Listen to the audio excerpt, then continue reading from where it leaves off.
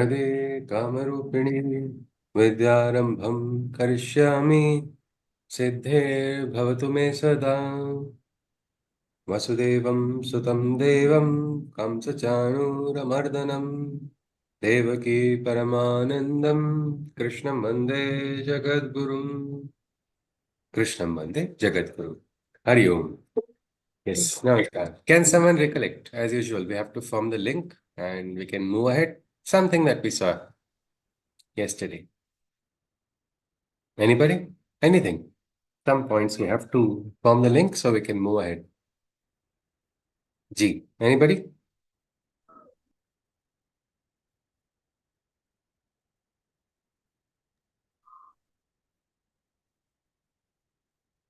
Yes. Anything?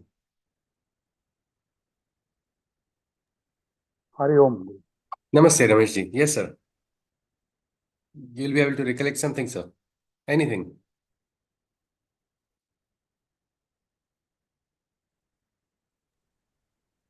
Hari Om. Yes, Dr. Tanvi ji. Yes. Dr. Ramesh. Yes.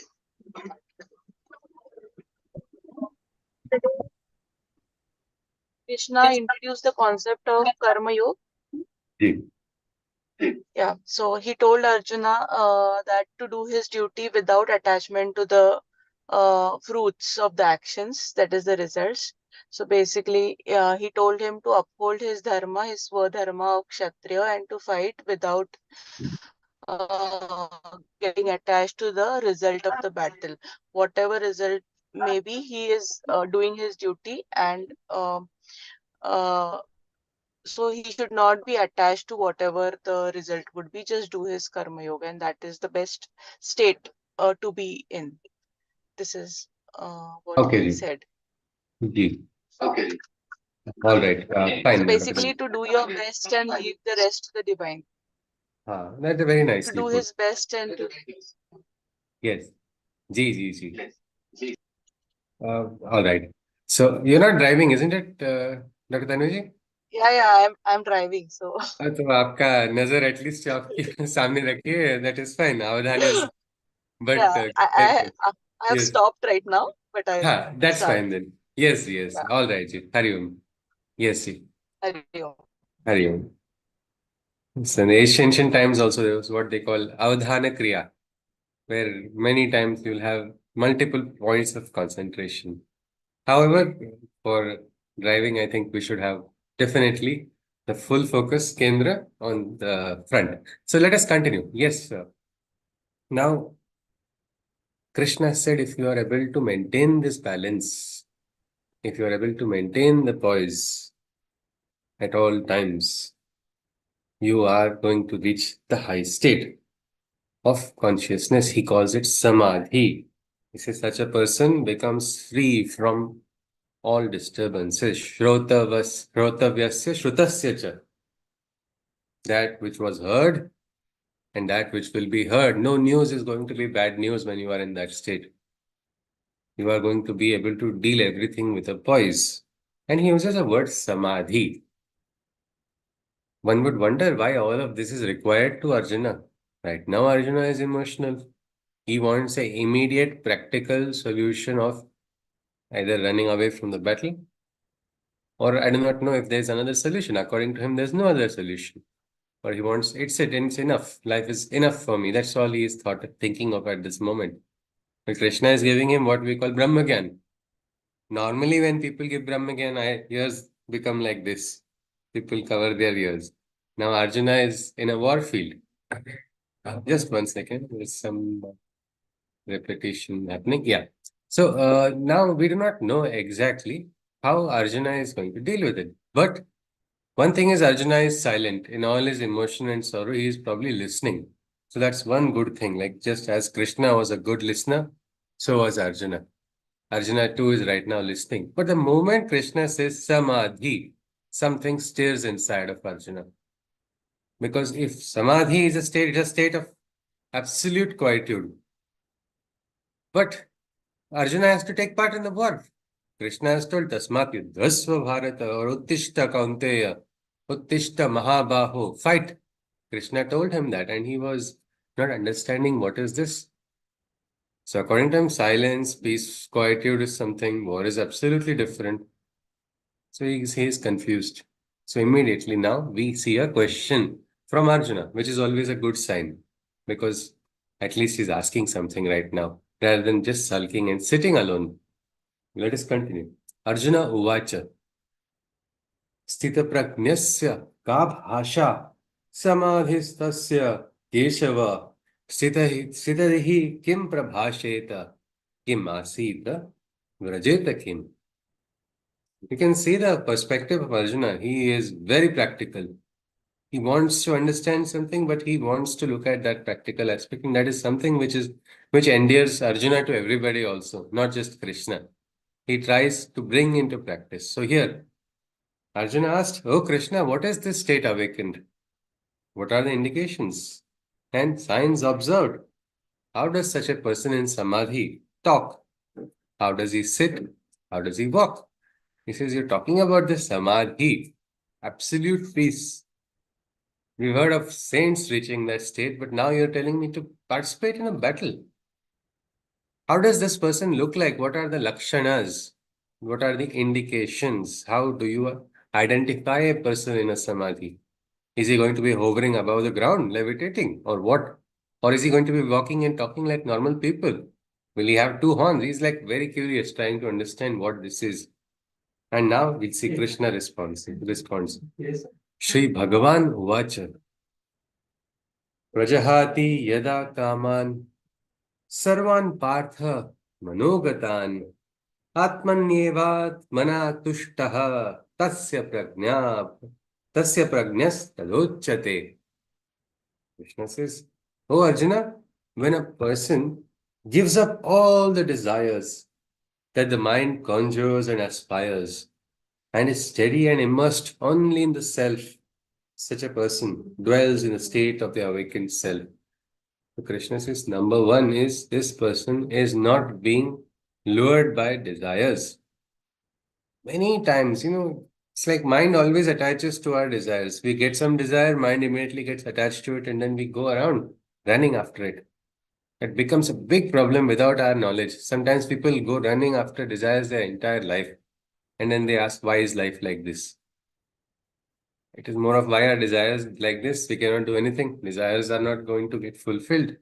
It is like one desire leads to another. Many times people yearn so much for fulfilling a desire. That yearning is so strong, that craving is also strong, and then they feel I will get this ananda when I receive that desire. And then they say, Arey, I got that what I wanted, but I'm not getting that feeling. Maybe I have to run after something else again. And in that continuous process, they are never shanta. They're never contented. You see, sometimes people have everything with them, and yet they feel they have nothing. The reason is they are not contented. But when you have gratitude or when you are conscious, even less appears more.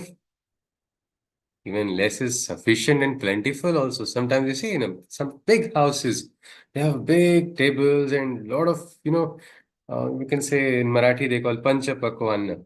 Always they are going to eat that, and so many people around, everything. But in spite of this, there is no ananda on the table while eating. Nobody is connected heart to heart. And just there's a small, you can say, one room kitchen home. They all are sitting on the floor. There are five siblings that have to share food. And they don't have five dishes also. They have only one dish. But the ananda of eating that one dish is absolutely like a big feast. It is a banquet for everybody. Well, that is actually a matter of perspective. And Krishna says somebody who is in this state, who is not only driven by desires, he's steady and immersed in the self, he can taste that ananda because he is tushta, he's having the satisfaction. He has experienced the satisfaction of the moment also. That is what is this samadhi, is what Krishna is saying. Such a person is that conscious one. Isn't it true that we can become blissful even by the smallest of things in life? The smallest of things can also, if we become conscious, we can get, wow, means now summer is going on. Suddenly a cool breeze comes from nowhere. Vayudevaya Namaha. Wow, you sent it for me. What a beautiful breeze. But whether or not we are conscious from the source of the breeze, when we become conscious, we suddenly, wow, what a nice feeling it is. It is something like that. Every moment, according to Krishna, we can experience that. But for that, we have to connect with the inner self. That is where the beginning of the Gita, it directly starts with this. The state of Samadhi has to be reached, and after that, he has to take part in the battle. That's very interesting. He's not negating all of it. It's like anybody knows what is the velocity in the eye of the storm. Winds grow at very high speed, this circle, and then. But what about the eye, the center? What is the speed? Anyone? Renuji? It's Zero. almost zero. Yes, yes, yes, near zero, as close to zero as possible. And that is what sustains the storm also. So even for a storm, it understands ki chalo, antasthiti should be samadhi sthiti only. Then when are we going to understand that? So that is one thing Krishna says. Tasya Sthitapragna sadochyate. Such a person can be called Sthitapragna. The pragna has become Jagrut and such a person is stable. Again, let us continue. Dukheshvanu dvigna manaha sukheshu vigataspruhaha vitaraga bhayakrodhaha sthitadir muniruchyate. When one suffers not in times of distress, and in happiness, exuberance one doesn't express. When you see someone free from anger and fear, it's clearly understood that a sage is near. So Krishna says, such as Sthitadihi Muniruchyate, such a person can be worthy of being called a Muni. Who is it? Who is not suffering in the time of distress. Now, how many of us experience pain in life? Or is there anybody who does not experience pain in life? Yes, Everyone. everyone, isn't it? It's like a universal language. Our Matru Bhasha may be something else, but the Bhasha of pain is common. Wherever we go, whichever country, whichever jurisdiction, wherever we are. One nation, one tax, like that. One nation, one Vishwa, one Bhava, which is normal or common everywhere, is pain. But what separates a yogi from what we can call opposite of yogi, bhogi, is that, yes, Tanviji, you are sharing. Yes, please. Maybe he doesn't suffer. Absolutely, perfectly said. This suffering is not there. See, there is something called experiencing pain. There's something called suffering. When emotions attach to your experience of pain, it becomes suffering. Yes, Tanviji wants to say something? Yes, Yeah, please. there's a very beautiful saying which Yeah. came in my mind right now, Yes, that yes. pain is inevitable in life, but suffering is a choice. Ah, beautifully said. And pain can be any type of pain. It could be physical pain, it could be mental, emotional, whatever. But when we attach to it, it becomes suffering. And yogis have learned how to detach. Anybody knows of Ramana Maharshi? Yes. Do you know the time he was operated upon? Without anesthesia. He said, no, I do not want to lose my consciousness. And as if there's a button, isn't it? Like that, he was able to turn off the pain inside. The doctor was scared to, no, no, I will not do. He said, no. So that is something. And it was very interesting. He was operated for a serious, I think it was a tumor or something. And that operation also was forced upon him by his shishyas, sometimes out of emotions, no? They sometimes trouble the guru also. It is something like that. So in the emotional state, no, no, no, you must do. So he got it done. Unfortunately, it had to be done multiple times. And it was not very successful also, ultimately, those operations. But during that time, one of the Shishya came with the same problem and Maharshi gave the solution, do this, you will become free. And that person did become free. But what I want to talk about mainly is the aspect of suffering. Suffering need not be there. Yogis are able to detach. They're not attaching to the sorrow. Now, many times when you're already sad, you add more sadness to the situation, and you end up suffering a lot. Otherwise, there are some, like the famous ghazal, तुम इतना क्यों मुस्कुरा रहे हो, क्या गम है जिसको छुपा रहे, छुपा रहे तो छुपा रहे, अच्छी बात है. Why do you want to go and pull it out? It's fine, but being able to take it in the stride with a pinch of salt, accepting that is one different thing, and a yogi is able to do that. Not only in sad states, in happy moments also. He's not expressing exuberance. Damliji always would say, "Don't rejoice." I wonder what is that. That's when I got experience. Class was going on, current went, electricity is gone. Oh no, my face has gone down. Suddenly electricity has come. Wow, I'm very happy. And before I finish saying my wow, again electricity has gone. What has happened right now? Unnecessarily, I was feeling sorrowful and again joyful over what? One moment of fluctuating electric current. I think alternating current can fluctuate. Do we have to fluctuate to emotions? Are we also like that? No, it's not required. We don't need to go through those fluctuations. So in happy moments also, enjoy the happy moments, relish the happy moments, become conscious. You can taste the happy moments better. What they say, rasa of the moment is experienced. You can experience the Leela of Krishna in the great moments also. But for that also you have to be conscious, Krishna says. And then he says further, and when you see someone free from anger and fear, it is clearly understood that a sage is near.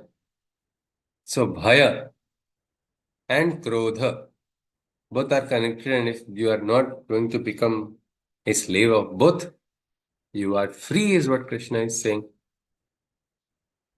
So generally, anger also comes out of attachment and expectation only, isn't it?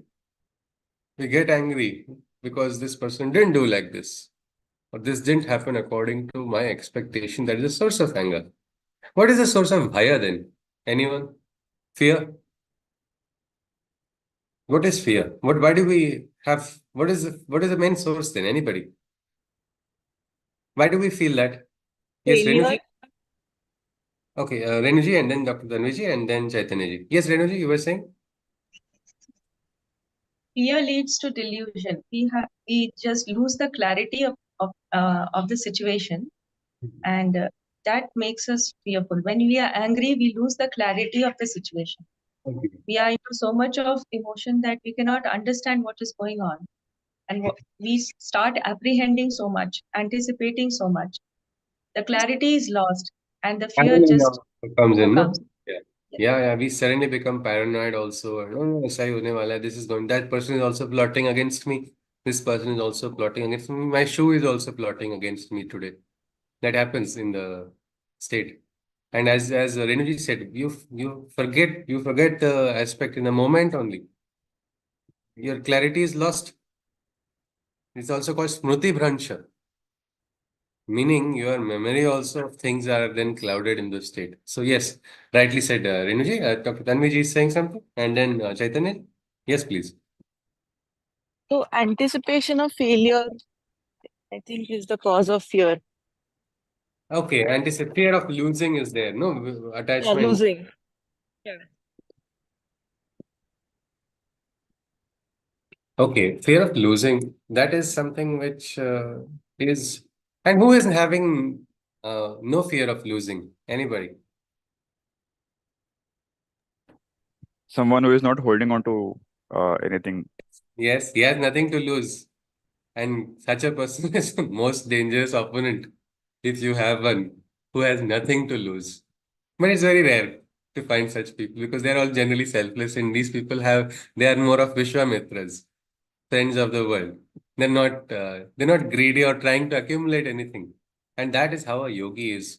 Yes, Payalji asked the question. We are on the 56th shloka of the second adhyaya. Hari Om. Yes, so Chaitanya ji also has said the same thing. I think all of us recognize this. Well, Krishna says if you are able to overcome fear and anger, you are worthy of being called a Muni. Muni is a state of higher consciousness. Narada was called a Muni. Among Munis, Krishna says it is Narada Muni who is the most exalted. Of course, in the movies, they portray him in a very different manner, but he's not like exactly what he's portrayed in the stories. He's in a state of higher consciousness. without fear, without anger, experiencing contentment. That is what Krishna is. He's going to give Shloka. What is the bhasha of the Sthitapragna? The one who has awakened his prajna. Let us go on. So this is important. Fear and anger. I think we can try to throw them out of our lives, isn't it? When will we fear nothing? When we are going to be trupta, not with outer. If I am something just because I get a particular degree, I am something just because I get a particular award, I am something because some. This is where you are allowing people to evaluate you. You are attaching yourself to those objects of praise, words of praise, and all these factors. If you're just throwing away, it's all right. You are great. You can take it quietly. You're a fool. Yes, thank you. That can also be taken with a pinch of salt. Same way, you can be at all times and you are going to go close to that state. And it is actually when you go into that state that the real life begins, we can say. The real picture starts after you have raised yourself into a higher consciousness. Krishna goes on. He says, Karmajam buddhiryukta hi phalam tyaktva manishinaha. Oh, sorry, we saw this shloka. Here in the 57th one. Yah sarvat, yeah. Yah sarvat, yah sarvatra nibhas nabhi sneha tat prapya shubhashabam nabhinandati nadveshti tasya prajna pratishtita. Such a person who is overcome with anger and fear, such a person is thus detached, and to neither virtue nor sin is he attached. When in all moments of poise is maintained, the awakened mind, he is said to have attained. Such a person, he is transcending what we call Shubha and Ashubha. Somebody wants to say something, is it? All right. Such a person who's transcended virtue also, sin also. Na punyam na papam. He's remaining in that balance. And in all moments, that person is able to keep a poise, the awakened mind. I mean, these are the lakshanas. Lakshanas are the outer indications. Many times, you see, it is not easy. When people wear particular colored robes, you can say, chalo, this is a person belonging to this organization, or this is a certain yogi belonging to this cult. But Sri Aurobindo said it is very difficult to identify the freedom of a Janaka. Janaka Raja was a yogi, but on the outside there were no outer marks of a yogi that way which people generally associate with outer garb. The garb of a sannyasa, the formal garb of out on the outside, that can be visible sometimes, but many times it is not visible, and that is in these states of you can identify from the lakshana. Even among your family members, if you suddenly see, yes, this person is always balanced, even in the most difficult moments. This person is someone who has reached some state, a higher state, and is probably progressing towards a higher consciousness. The easiest lakshana is this. How does a person behave in unfavorable moments also? If the balance is being maintained, you can say, yes, such a person is what they call dhira. He's got that dhira, he's ready. He is worthy of going into that next state of consciousness. He goes on further. He says, Yada saharate chayam kurmunganiva sarvashaha indriyani indriyartebhyaha tasya prajna pratisthita. Like a tortoise, beautiful metaphor Krishna gives. Like a tortoise receding into the shell's safety over all six senses when he claims mastery. From everything he can then withdraw himself and dwell in the awakened state of the self. What happens when you go into that state? Well, it is experiencing. It is when you experience, you will hear, you will feel connected with a higher consciousness. You will be more receptive to higher thoughts. You'll be able to manifest things which are probably beyond your capacity at this moment. But for that, it is important to go here. Sri Aurobindo also says it is in the calm that the divine works. So that calmness is required. In that calmness only can you experience. And this, how can you do it? It's like withdrawing a tortoise, quickly going into the shell. Now, once the tortoise is inside of the shell, can anybody disturb? The shell is strong, the shell is hard. No matter how much you attack, nothing is going to happen. It is something like that. It is safety. Krishna is talking about that only. Withdrawing quickly into the self. Something has happened. Betrayal from closest friend. There's nothing worse than that. It gives a shock. It's like big punch, and suddenly you are not even able to think it. Sometimes it becomes difficult to breathe also. That's how the emotions take control. You have to quickly take a deep breath and withdraw, like the tortoise, into the shell, and then deal with things as you go inside. And slowly you will come to terms with it also. You will understand. You will understand how it can take you ahead as well. Krishna is such a person. He has that ability. He can withdraw. It is possible in the biggest storm also, when we see the eye of the storm is having zero velocity. So why not? Biggest storm maybe in our life also. It's all right. You don't have to go to that outer extreme. Go into the center and see. And that is where your Viveka also will work. Your Vivek Buddhi. It is called Sat Asat Vivek Buddhi. The ability to discriminate between what is right and what is wrong. If you have this, you have a perfect guide, perfect compass, which is going to direct your every action. But for that, you need to withdraw. Without withdrawing, withdraw not from the battle, withdraw from the attachment, withdraw from the emotions. That is what Krishna is asking Arjuna. But Arjuna may interpret it differently because he has his emotions right now, which are not in his control. He looks for an exit always. Vishaya vinivartante niraharasya dehinaha rasavarjam rasopyasya param drishtva nivartate. From sensual temptations, one may strongly desist, and all attractions one may control and resist.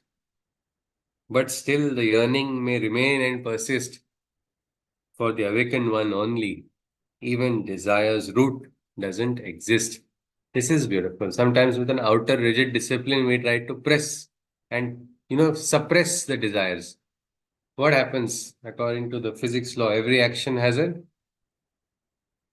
Yes, anybody? Equal and opposite reaction. Yes. So the force, jitna force you will use, that desire will come back at you. So it is like, I'm trying so much, and still it is coming back. Well, that is a problem. The approach is wrong then. You'll have to understand. You'll have to take a step back.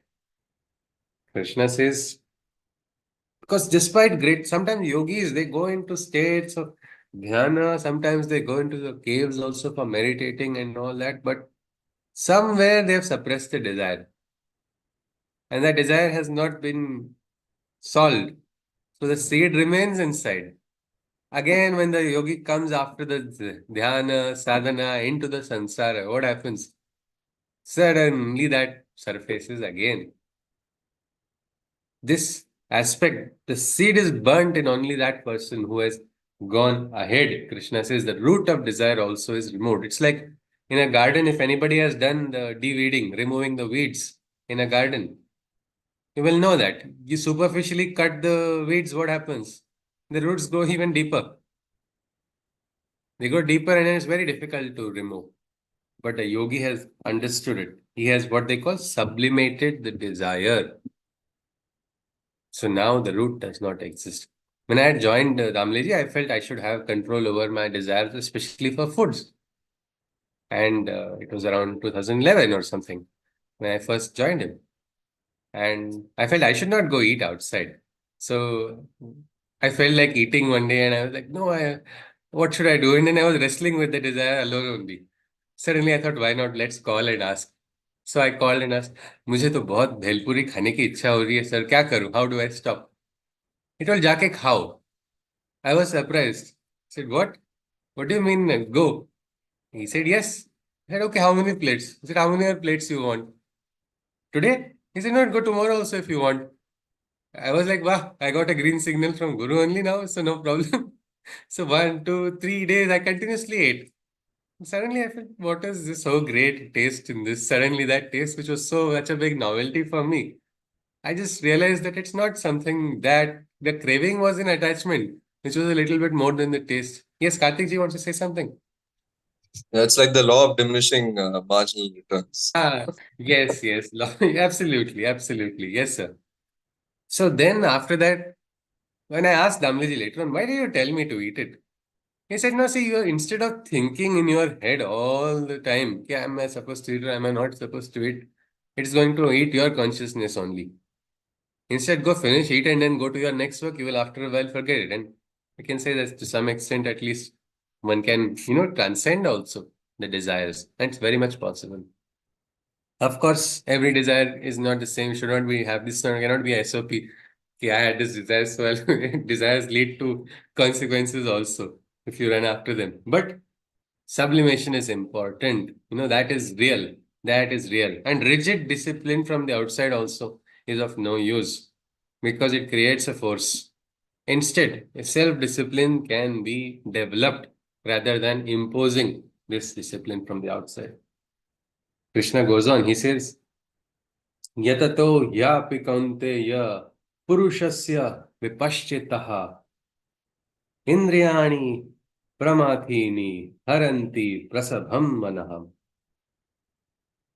Oh Arjuna, even amongst men who are wisest, even those who make the efforts hardest, the senses agitate them to go astray, and these defeated minds lose their way. So this is the problem. Most intelligent people also, because of their attachments, it's like Buddhi goes on vacation because of the attachments. Indriyas are governing the person. Sometimes we wonder, how did this person do like this? We feel shocked. See, such a person, such a state, how did this person? I thought this person was like a yogi. How did he behave? And what is there? What is the surprise? He behaved that way because he allowed his lower prakriti to take control of him. That's all. That's no difference. But even great minds can lose their way. Look at Arjuna's case, for instance. Arjuna has done great dhyana also. He has attained, you cannot become an archer without great concentration and mind control, isn't it? Archery itself is an art which requires a lot of focus, a lot of determination, and that too in the war. And Arjuna has been doing this for years and years. Such sadhana, such tapasya, such yoga bala. But what has happened right now? Attachment and emotions. Emotions for what? We're not judging a person whether he's a right to have emotions or not, because everybody are going to have. We are going to have. Everybody is going to have emotions. Emotions are normal for every human being. We're not going to become stones. Gita is not stamping emotions out of our life, but the attachments that come. Look at what happened to Arjuna. The great Buddha also, suddenly he starts misquoting everything, misinterpreting everything. And it's not Arjuna that is speaking right now. Arjuna is already gone. It's only Arjuna's emotions and attachments speaking. And the start of attachments was Indriyas because of what he saw. He saw Guru Dronacharya against me, Pitama Bhishma against me. How unfair. Life is unfair. This is bad. This kind of thoughts come in. I have seen persons having cancer. A close friend of mine, she had cancer and she said, I'm thankful to God for the cancer that I got. Now anybody can be frustrated. What did I do so wrong? What was this? Why is life like this? But no, a young friend, and she was about to get married, and then that marriage got called off because of this. And her entire life, 1 year of chemotherapy, I watched it. How she had transformed physically also because of the therapy, lost all her hair and everything. But this same friend has I was shocked. I said, wow, how are you saying that? I can't even recognize. He says, no, I asked her also because I could not. Was she just saying it or did she mean it? I really wanted to know, okay, how can you say that? And she said, yes. You see, I learned so much in fast forward. My life is gone in the last 1 year. I've understood and I've understood how to be grateful for all the little things. And she did come out of it. She was actually one of 18 cases. My mother, being a pathologist, told me that 17 patients did not make it in that period with the same diagnosis of acute myeloid leukemia. It was very difficult, but she did come out, and now she's doing well also. But the aspect is this: we have to not attach to our indriyas, our senses. Recognize that our senses are not everything. They are limited. And we should try to connect with what is higher, because low aim is a crime. Let us continue. So the defeated minds because the minds have been defeated by their desires only. They lose their way and go astray, is what Krishna says. He goes on further. Now comes the secret. How does one control? This is the first indication that Krishna has given of his divinity to Arjuna. Smart people can identify from smallest indications also. But we do not know if Arjuna has got his prajna awakened yet. So though Krishna has revealed this thing, it goes above Arjuna's head, I would say safely, because he still asks some questions without recognizing. He says, Tani sarvani sanyukta saryamya yukta asita matparaha vashe hi yasyendriyani tasya prajna pratisthita. He says, Tani sarvani sanyamya yukta asita matparaha. He who is focused on me, that person, Krishna is saying, can control his senses. Now, what do we draw inference from this? We will look at the shloka, but he is indicating that you have to focus on him. Is Krishna having another divine social media account which he is going to share to other gods and say, see, I am gathering followers and I can show I have so many followers? Is he saying that what can we draw inference? He says, focusing on me will help you overcome your desires. How is this possible? What is the logic in this? And who is this me that Krishna is talking about? The higher self within Okay. Atman. Okay. Venuji says it's the Atman, it is the higher self. All right. But how is it going to help? Anybody?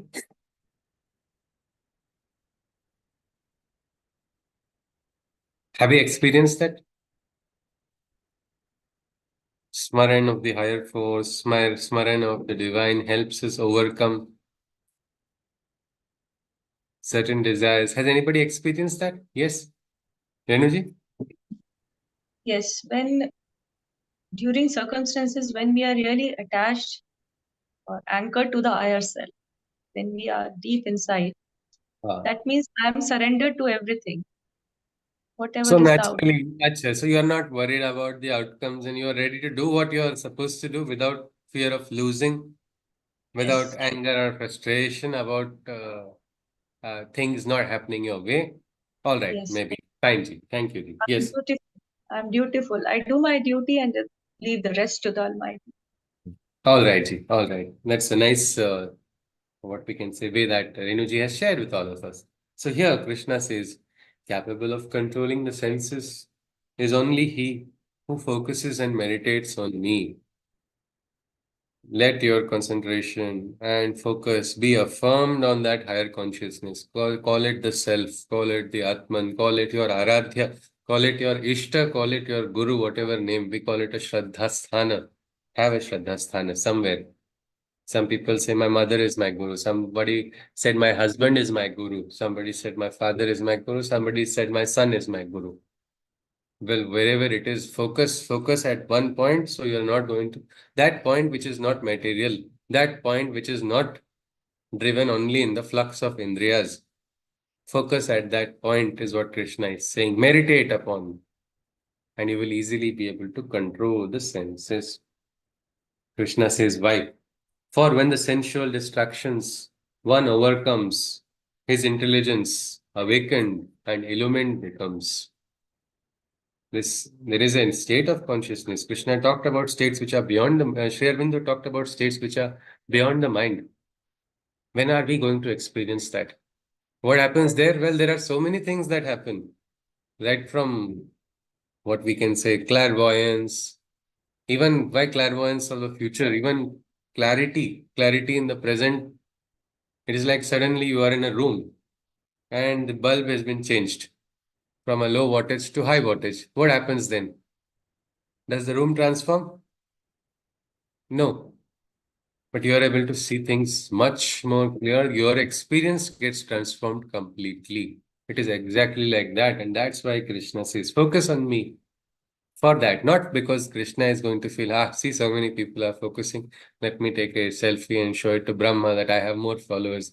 No, Krishna does not really care. It's not for him. It's for us that we have to recognize that it is for not getting trapped in the flux, not in the flux of these emotions, because that only helps. Do you know anyone who is really great intellectual prowess or mental prowess who has spent a lot of time thinking about the divine? Have you heard of anyone? One person in life? It could be an immediate living person or a legendary figure or anything you've heard of people focusing on the divine. Because there's a wrong misconception. People feel if I focus on the divine, you lose focus from life. That's not the case. It's not the case at all. But do you know anybody? Any great Lord? Neeraj ji, Neeraj ji. Okay. Indraji says Meraji, all right. By our one of the Chiranjeevis, Anjaneya. What was his smaran all the time? Ram, Ram, Ram, always, isn't it? But was he doing no karma? No, he was doing so much karma that his Aradhya only felt, I do not know how to express. I can't express thanks to you. I can only give you a hug. That is what Sri Rama said because of the karmas that you have done. Well, ordinary karmas become great. About Tulsi Das. Was he a slave of desires? No. But he was a slave of the divine. Sri Aurobindo says to be a servant of God is good. To be a slave is better. To be a slave is best. Meaning here you have no choices, you're not giving any option and you're focusing on that. Tulsi Das had also nicely said, Tulsi Tulsi sab kahe, Tulsi ban ki घास. हो गई कृपा प्रभु राम की, बन गए Tulsidas. So they are attributing their greatness also as not their own. It has come to me by the grace of the one I focused upon. And that is something Krishna is saying here. This is able to focus and control his emotions. So probably for that reason, let us have this aspect of dhyana. Let us have that in our life. It is definitely important. Krishna goes on. Because that will awaken the intelligence. It will give you that state of understanding.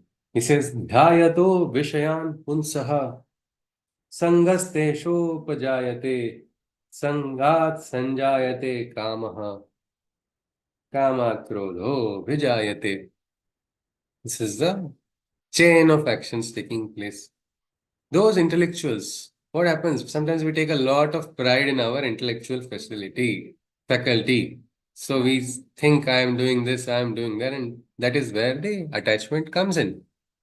Those intellectuals who our subjects contemplate, attached to those subjects, lost they become. So they become lost in their own point of attachment. I am doing this, I am doing this, I am doing this. The I becomes more important than the action. And in their attachment, they are by desire overcome. And what happens to desires? Do they get fulfilled? Yes or no? Because No. they leave.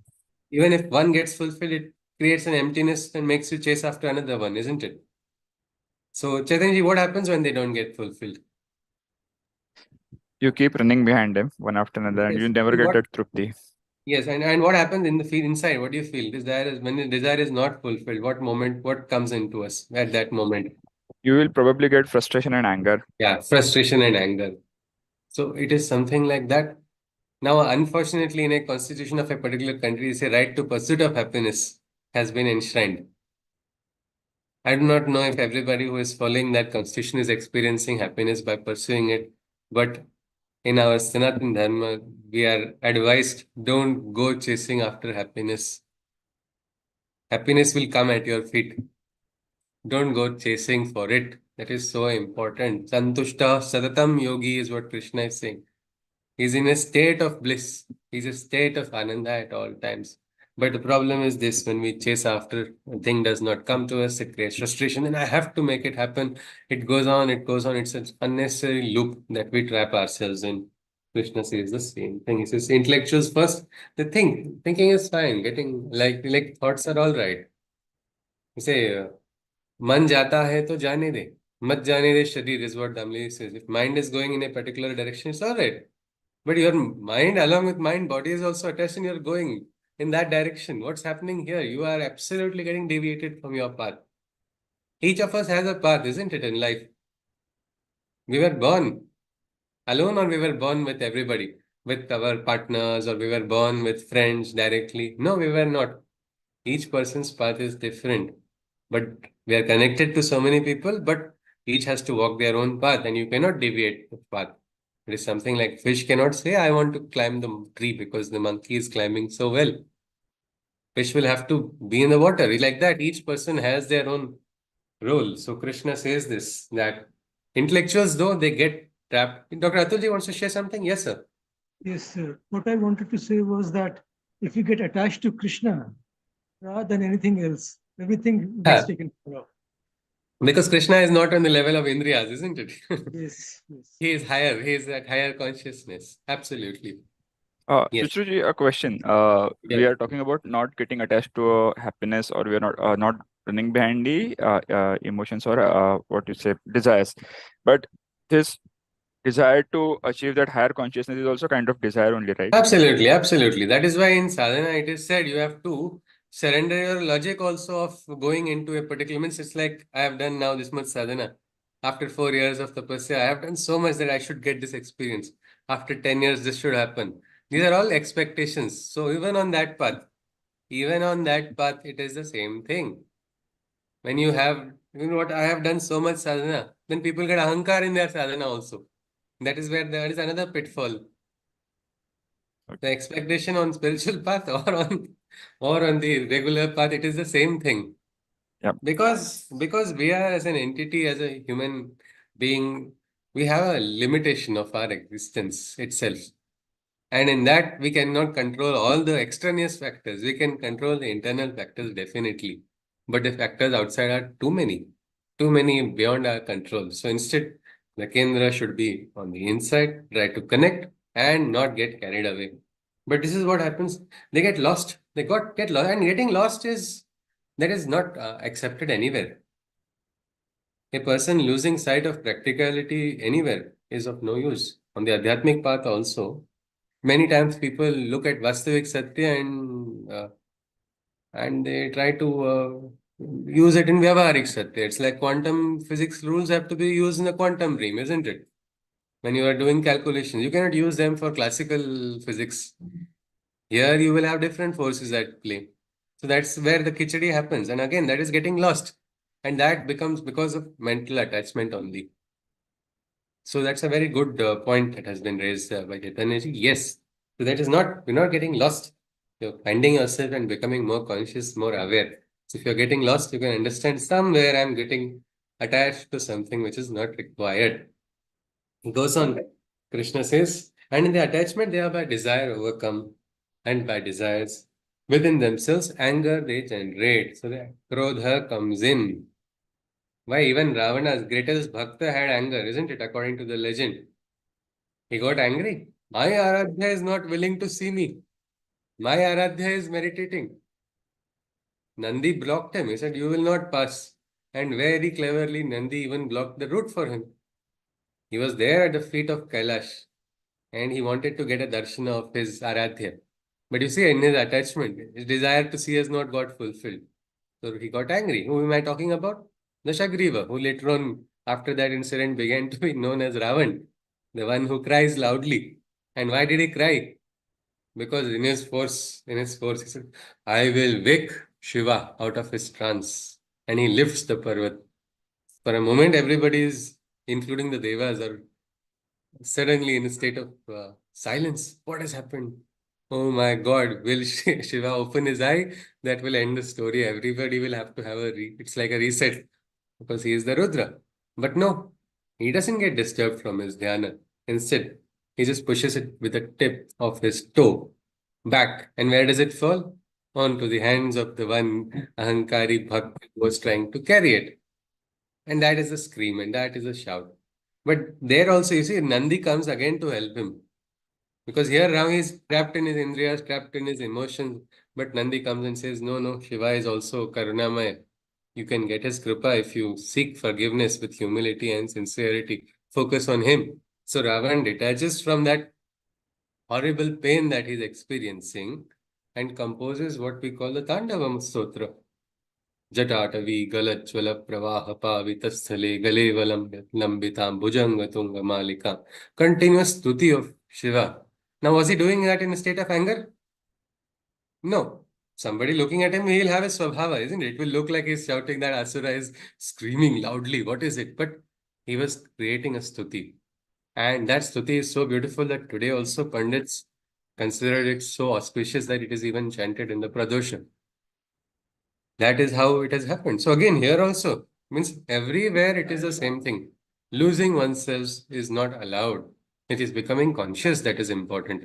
Becoming more aware. That is why they say, I don't like these type of food. Some yogis have a specific diet. They feel this food is making me lower my consciousness. So I will not have that. You offer them alcohol, you even give them drugs. They say, no, I'm already high. I don't need to lose my consciousness to go to that state. I'm already in that state.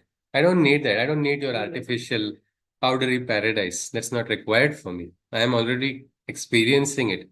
Well, this is what the yogi is talking about. But what's happening here?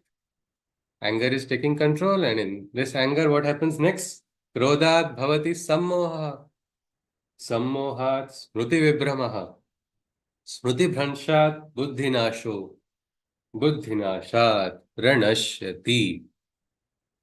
And in anger, they become hoodwinked by delusion. Vivek Buddhi is gone. What is right, what is wrong is forgotten. Why? Anger is the Raja. Anger is sitting and dominating. Anger is giving the orders and instructions to your words, to your deeds, to your thoughts also. So you are no more in your control. So in anger, they become hoodwinked by delusion. In delusion, their memory only gets clouded. So Smriti is also lost. So what happens when Smriti is lost? When memory is lost? Anybody? At a particular moment, you forget everything. Forget the kala, forget the paristiti.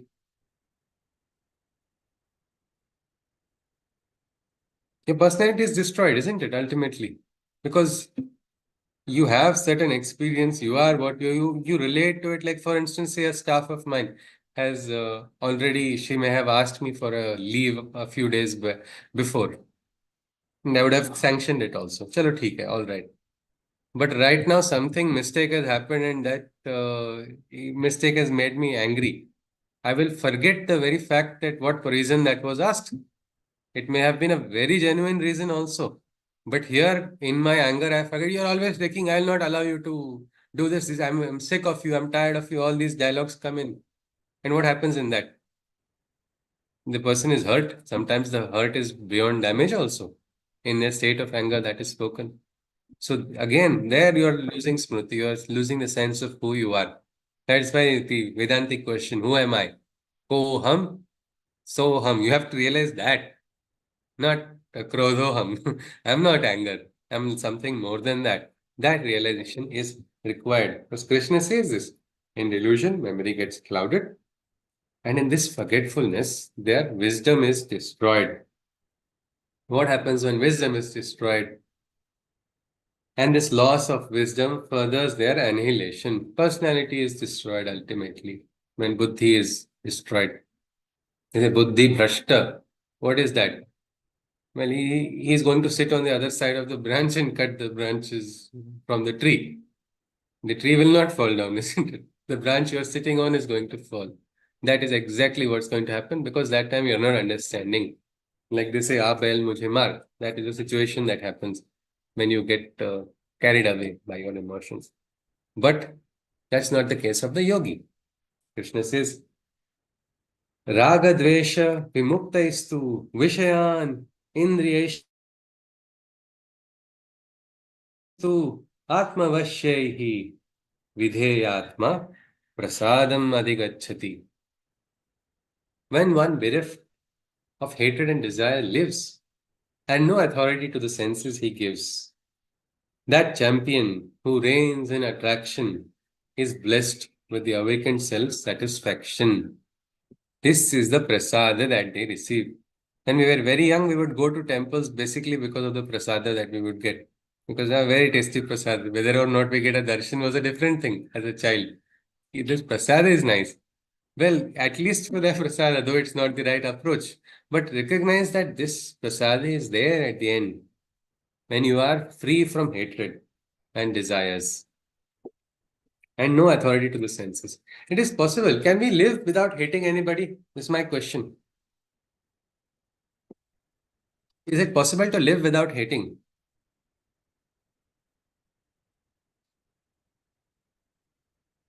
anybody? It is possible, but it is very difficult. It is very difficult because there are people who do very wrong things. You feel that is not tolerable. So should we tolerate the wrong then, Sindhuji? If we are not hating them, do we have No, to sir, we tolerate? should not tolerate. So we should But not tolerate it. But hate yeah, is not required, isn't it? yeah, That yes. hate is a little excessive. Dislike is fine. I do not like. But when that transforms into hate, it's called dvesha. It's a poison. And unfortunately, we are not like Shiva, isn't it? We can hold the poison in our kantha. Can we? No. He can. He can swallow the hate of everybody. That hate, even if it remains inside, it does not affect him. But all of us, we get hate. Remember, krodhat bhavati sammoha smriti vibrama. The hate starts, the dvesha starts with anger also, with frustration. All these, they get mixed inside. So Krishna says this yogi who is able to control himself, who is not experiencing hatred, he is like a friend of the world. Vishwamitra. Vishwasya Mitra Vishwamitra. The friend of the world. He's not having enemies that way in his heart. And he's giving no authority to the Indriyas. Such a person is blessed with the prasada of the awakening. What is that awakening? Different people have different. Ramesh, you want to say something, is it? Yes, sir? Yes, sir, you cannot control anger is what I want. Yes, sir? We cannot control? I lost your line. Coming back. All right, sir. Do I have to repeat something you were saying? I didn't Please understand. kindly repeat the sloka. Okay, raga dvesha vimukta vishayan indriyeshcharan viyukta atmavashyahi vidheyatma prasadam adhigacchati. When one bereft of hatred and desires lives, and no authority to the senses he gives, that champion who reigns in attraction is blessed with the awakened self-satisfaction. So that is the blessing that a person gets. Krishna goes on.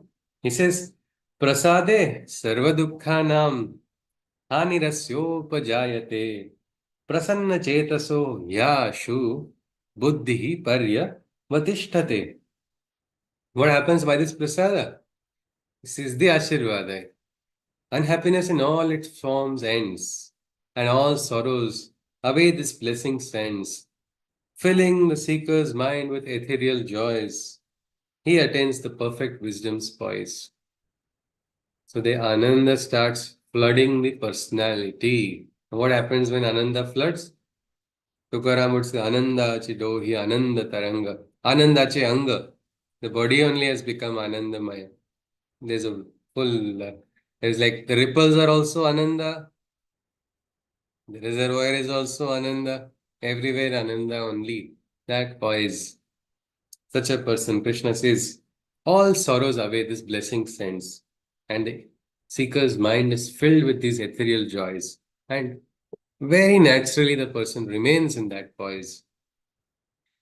This is what when we think about great personalities, great yogis, each of us must have someone we look up to in our life.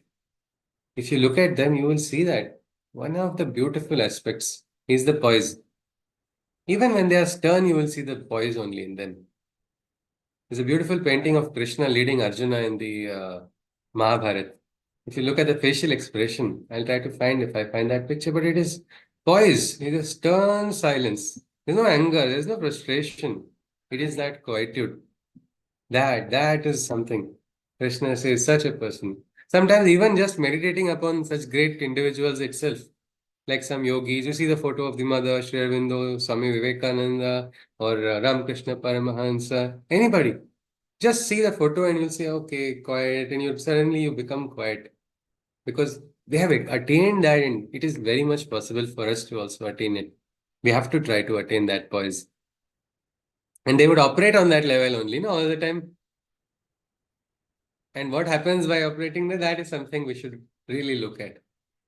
Let us continue. Nasti buddhira yuktasya, na cha yuktasya bhavana, na cha bhavayatah shantir, ashantasya kutah sukham. A simple question which Krishna asks Arjuna only. Ashantasya kutah sukham. Without shanti, can you experience sukha, Arjuna? If you don't have the peace, can you be happy? It is so simple. He whose wisdom is not focused, his emotions are also uncontrolled. Uncontrolled emotions only spread disquiet around. And without peace, can happiness ever be found? If you are not peaceful, you will not be happy only. That disturbance on the outside is going to lead to disturbance on the inside also. So first of all, you can have the focus on peace first. Experience the inner peace. Ananda will come on its own. Again, as Chaitanya ji also said, you're not chasing after things from one attachment to the other attachment. No, we're not moving in that direction. But at least we're not getting carried away by the outer flux. That is something Krishna is saying. He tells that, he gives another beautiful metaphor now. Indriyanam hi charatam yan mano nuvidhiyate tadasya harati pragnam vayurnavam mivambhasi. Wandering to the whims of the senses, the mind to its own preferred sense attaches.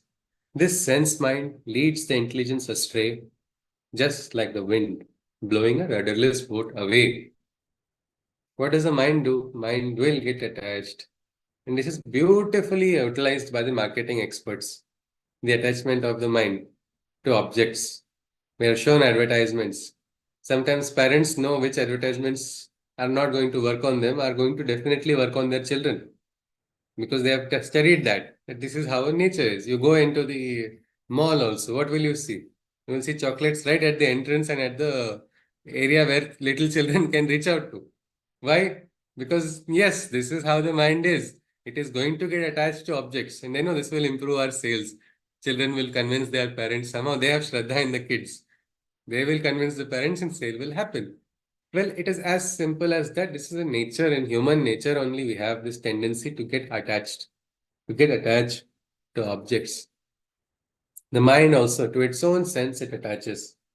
But this sense-mind combination only is leading the individual astray.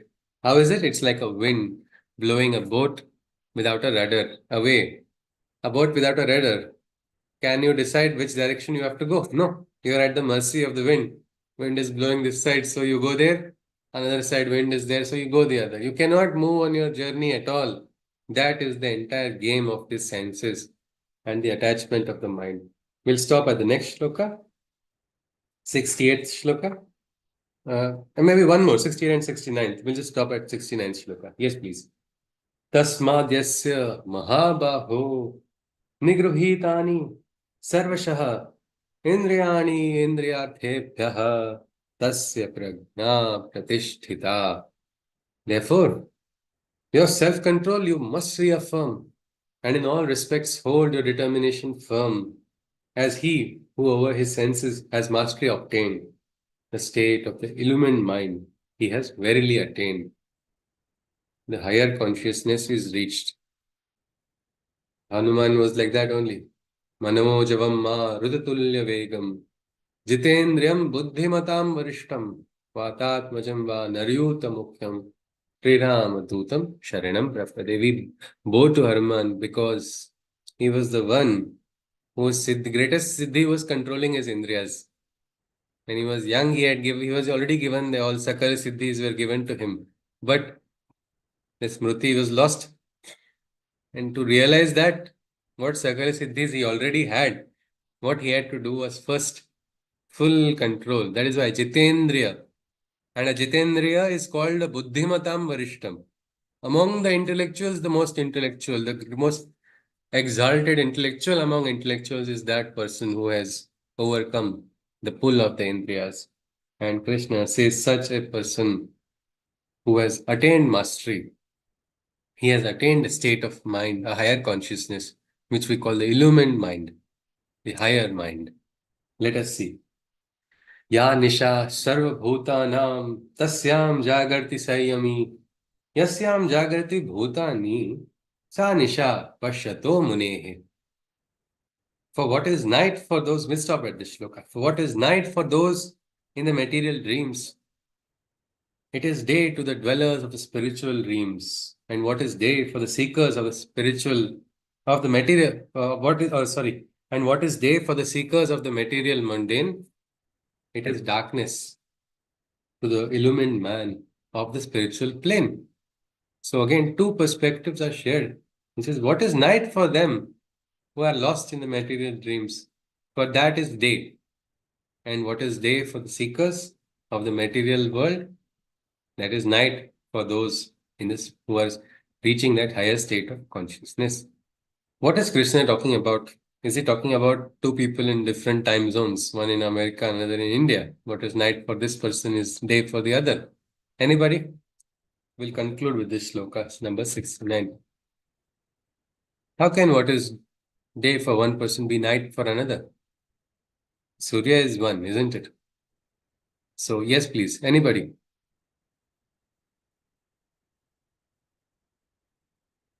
What could be the rationale here? Yes, Chaitanya ji. All right. Yes, sir. Yeah, so these may be two different perspectives. I mean, what yogi is doing may not feel worth doing for someone who is attached to desires. He may think, why do I need to get over them when I can enjoy it? Yeah. And yogi can think exactly opposite, like, okay, these are like carrying me away from what my aim is. I want to be calm, so I don't want to. I mean, it is not worth going behind this desire. So kind of opposite perspectives. I think maybe Krishna is Okay. talking about. So for this person, what is very important is actually least important for the other, isn't it? I say, yes, I'm going to party all night. No, I'm going to party in Brahma Muhurta. This person will say, I'll experience a different thing. This person will say, no, I will experience the natural highness only. I'm not going to go on the other path which will lower my consciousness. But this is the absolute opposite perspective. This is what happens when you realize, no more are you going to be trapped in the flex of the, what we can say, like desire, expectation, frustration. Many times what happens, life has to give lots of punches for a person to come out of it. Again and again, this keeps happening.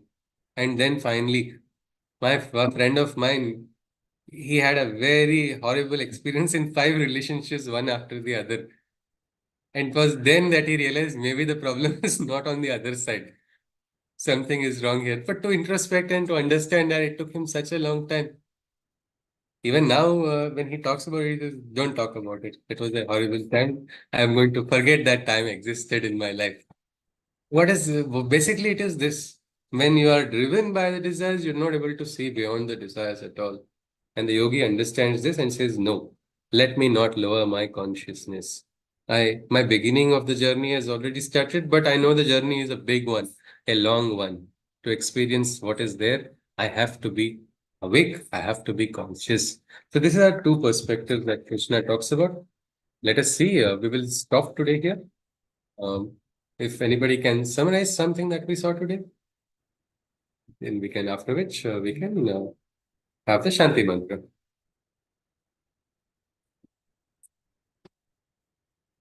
Is anybody?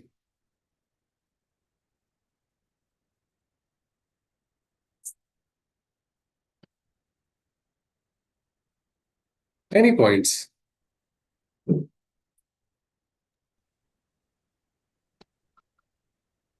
So we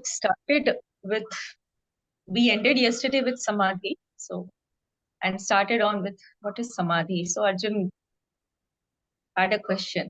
So a person who is in Samadhi, how does he walk, talk, look? He wanted to know from Lord Krishna. And so Krishna expressed what is Samadhi, how a person walks. He is in a balanced state. And we understood the word Sthitapragna.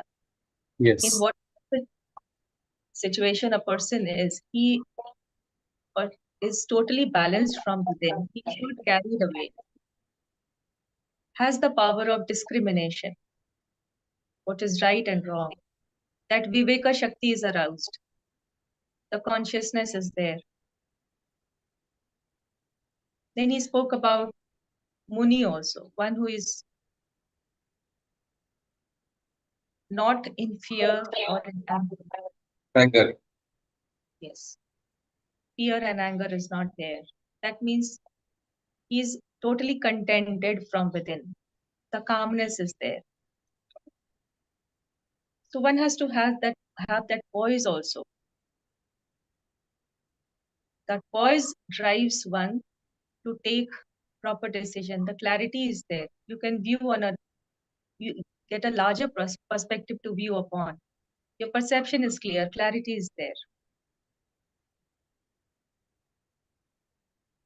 And towards the end, as we saw, that a yogi and a bhogi, we can say, a yogi, after all, there is only one thing which we crave for, that is happiness.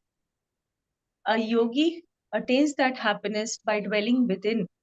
He's centered and he craves for it and he tries for it, he makes effort. And a bhogi, craving for happiness, he just goes into illusion. One dream, one desire, and after that one desire gets fulfilled, he is trapped into the whirlpool of desires and is never out of it. So with this we came. Thank you very much. Yes, absolutely. Thank you very much, Arenuji. A beautiful summary. Indeed. So one is running after desires, feeling happiness will come. But you see, both are searching for happiness, same happiness. Only they don't realize it, that they are one. Ananda. A yogi may sometimes be able to understand, so that way he will understand the opposite perspective also. But the bhogi will not. And the yogi realizes that happiness cannot be run after. You can't run after happiness. Happiness comes to you by a state of realization. That is the difference. So there are two perspectives, but both are in our world only, isn't it? When we work with people, we are going to work with people of both characters, both perspectives. Krishna has told you should not hate somebody who is wrong. Then how do we deal with them is a big question. And Arjuna is going to ask a lot of more questions. But Krishna has put this in light. You see, this is Duryodhana, this is Arjuna. As clear as that. One is day, another is night. What is Ratri for someone is the day for the other. And what is day for this person is the night for the other. So let us stop here. Tomorrow we'll look at what is the 70th Shloka and we will be starting the third Adhyaya of the Bhagavad Gita. So the Samadhi state, what is the Lakshana? I think we can now, since Krishna has told this, these are the indications. I think we will be able to also observe, isn't it, in our life. These Lakshanas will be useful for us because many times, when Narada, people would not understand where he's coming, where he is going. That was how that Muni was. So in our lives also, moments will come, we have to grab onto those moments, but for that we have to become conscious. So, Vita Raga Bhaya Krodha Sthitadir Muni Ruchyate. So, fear and anger. If you are having someone among your friends, that's a friend you don't want to lose. Is not having fear, not having anger, and even the most difficult moments. Because you see, these are all qualities which have to be cultivated. So, with this, let us conclude with Shanti Mantra. Hari Om. Sarve Bhavantu Sukhinah. Sarve Santu Niramaya. Sarve Bhadrani Pashyantu. Ma Kashit Dukha Bhag Bhavet. Hari Om. Tatsat. Krishnam Vande Jagatgurum. Hari Om Ji. Namaskar. Anybody has any queries, you are welcome, or we'll conclude the session after that. Yes, please. Hari Om.